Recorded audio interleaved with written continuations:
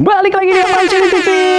Dan kita masih di musik, ngobrolin soal musik.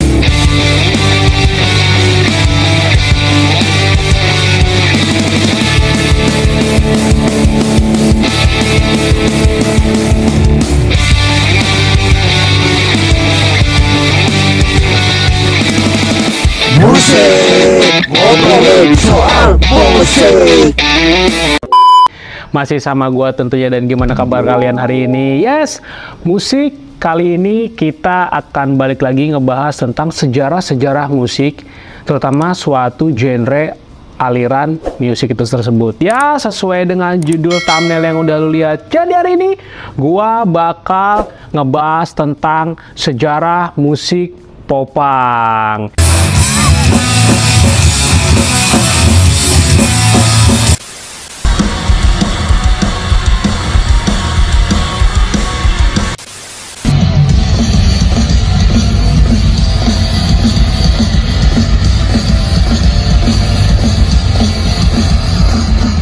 Ya, yang selama ini kalian request, sorry baru gue realisasikan sekarang gitu kan.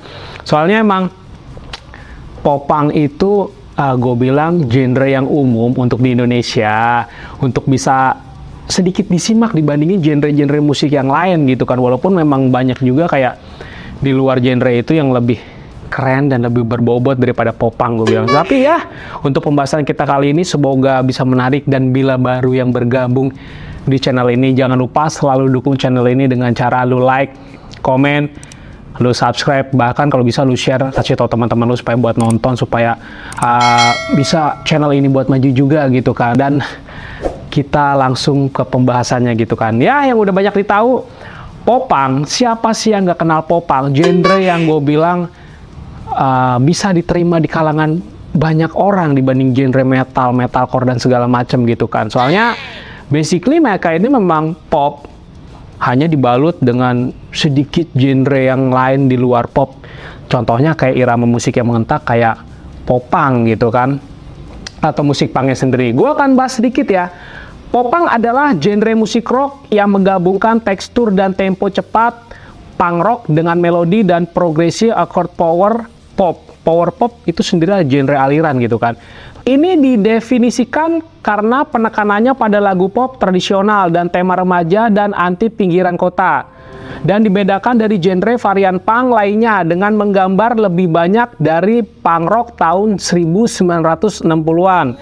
Dan musik band-band seperti The Beatles, The Kings, dan The Beach Boys. Oh, adaptasinya dari situ gitu kan. Lanjut.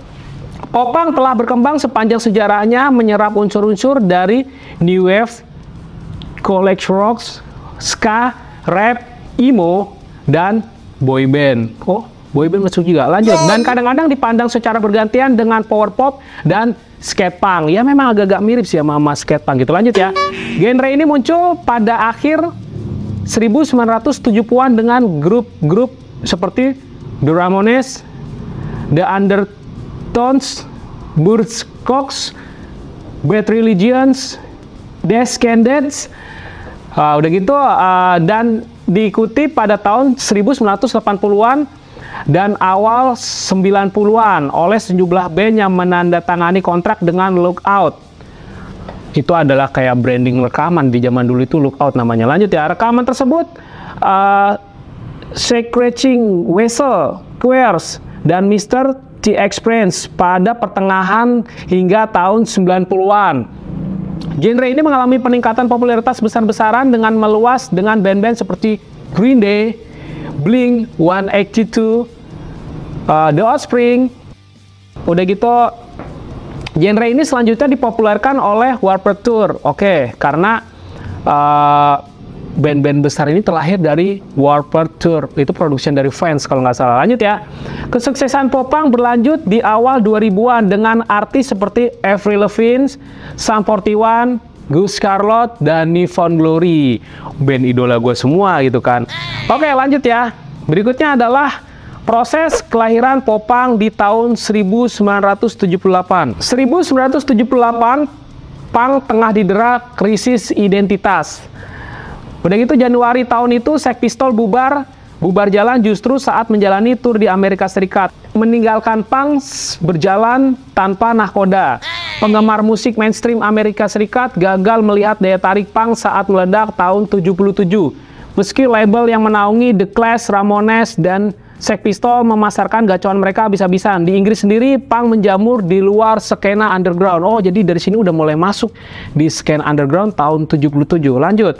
Ironisnya, punk justru mandek atau berhenti. Sebabnya band punk baru membludak. Maklum lah, band-band ini tak punya kesamaan visi. Oh ya, oke, benar, lanjut. Ada yang nyemplung jadi anak punk karena pengen ngetop, ada pula yang just pengen ikut-ikutan aja. Dalam hitungan hari, segera bikin band punk karena pengen jadi famous. Oh, nuansa yang hadir tiba-tiba jadi gitu ya. Udah gitu, namun yang paling menyedihkan, punk mulai keropos karena sound genre itu sendiri mulai bermutasi. Oke. Kadang-kadang memang kalau udah banyak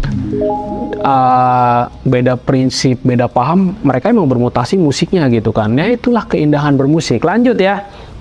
Udah gitu, sebelum popang menyusup ke mainstream lewat Blink-182 dan Green Day pada tahun 2000-an, saripati genre ini telah lahir jauh sebelum itu. Ada Buzzcocks dan Ramones di tahun 70-an, Descendants pada 80-an, dan awal 90-an band popang seperti Screeching Weasel dan Square mulai masuk di bawah bendera Lookout Records. Oh, jadi yang menaungi band-band jadul itu dan bahan-bahan skena punk itu, Ramones dan itu ternyata Lookout Records. Oke, menarik. Kita bahas tentang kejayaan popang. 94 adalah tahunnya popang, gue setuju. Green Day merilis Dookie dan meraih sertifikat Diamond untuk penjualan lebih dari 10 juta kopi. Pada tahun yang sama, NoFX akan merilis Punk in Drublics, album mereka yang paling sukses secara komersial dan meraih gold. Album The Offspring, Smash juga rilis besar di era ini. Smash menjual 6 juta kopi sampai saat ini. Jadi Smash itu adalah albumnya dari The Offspring ya. Kalian kalau belum tahu The Offspring, itu bandnya keren banget. Dan sekarang lagi tour bareng Simple Plan, bareng Sum 41 juga kalau nggak salah, menjelang mereka bubar dan merilis album baru yang udah gue jelaskan di episode yang kemarin gitu kan. Bandnya keren, wajib kalian tahu The Offspring. Lanjut ya. Era emo popang berakhir setelah band-band seperti Fall Out Boy dan Paramore jadi terlalu ngepop dan Drive-Thru menutup pintu mereka. Jadi hadirnya genre yang berbeda itu adalah eranya emo popang karena lahirnya Fall Out Boy dan Paramore. Oke, lanjut. Popang tidak lagi jadi sebagian dulu karena metalcore mulai mengambil alih skena musik. Itu kenapa popang sempat runtuh gitu. Ngeri ya. Ternyata digeser hanya dengan satu genre. Lanjut. Namun sekitar tahun 2000-an, popang bangkit setelah Wonder Years, Man Overboard, dan The Story So Far lahir. Genre ini mulai menarik perhatian dari label rekaman ikonik seperti Hopeless, Fearless, bahkan Rise Record. Sekarang, seperti popang di tahun 90-an, ada gelombang baru band-band yang mencoba menghidupkan kembali genre popang sendiri. Gitu kan, ada Real Friends, Steadicam, Modern Baseball, Neck Deep, dan Knuckle Pots. Dan ada beberapa nama yang patut diwaspadai. Kalau di Indonesia sendiri ya udah kalian tahu ada Piwi Gaskin, begitu ada genre yang sedikit nyerempet tentang popang tapi lebih ke alternatif. Gue bilang ada Netral gitu karena drummernya kiblatnya Travis Barker banget walaupun dia tidak mengakuinya itu gitu kan. Udah gitu dari sejarahnya sendiri gue bilang popang itu unik ya. Gitu karena gue sendiri adalah pencinta popang walaupun ya gue tidak menutup kemungkinan genre-genre musik lain juga gue suka, kayak gue juga suka emo, metalcore, deathcore, tapi paling nggak awal musik gue kecemplungnya di skena popang gitu. Jadi menurut gue popang ya sampai kapanpun gue bilang nggak akan tergerus waktu sih.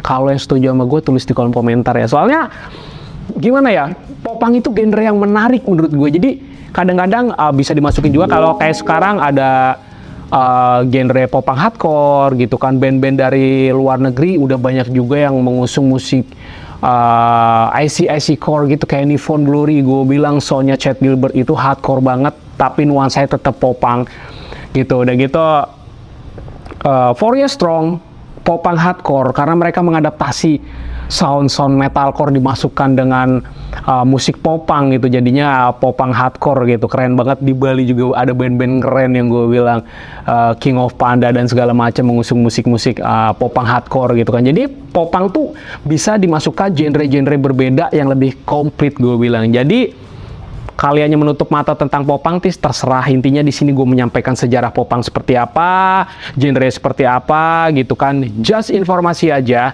Di sini just kita sharing, bukan berarti gue mengecilkan suatu jenis aliran, nggak. Nanti next juga bakal gue bahas tentang mungkin sejarah musik emo, sejarah musik metalcore, deathcore dan segala macam gitu kan. Ya, mungkin sampai di sini aja gitu kan. Bila ada gua salah pengucapan nama band gitu kan ataupun apapun, sorry, soalnya British banget, gua nggak British, orang gue Indonesia banget cok. Udah gitu, bila ada saling kritik tulis aja di kolom komentar gitu kan. Jangan lupa balik lagi dukung channel ini dengan lu like, comment, subscribe, biar channelnya ini lebih berkembang karena subscribe itu gratis. Dan thanks yang udah selalu nonton dari awal sampai akhir, nggak di skip, thanks banget gitu. Kadang-kadang kalau lu skip informasinya juga nggak akan nyampe juga gitu. Kita ketemu di episode musik selanjutnya, pokoknya see you the next video, bye bye.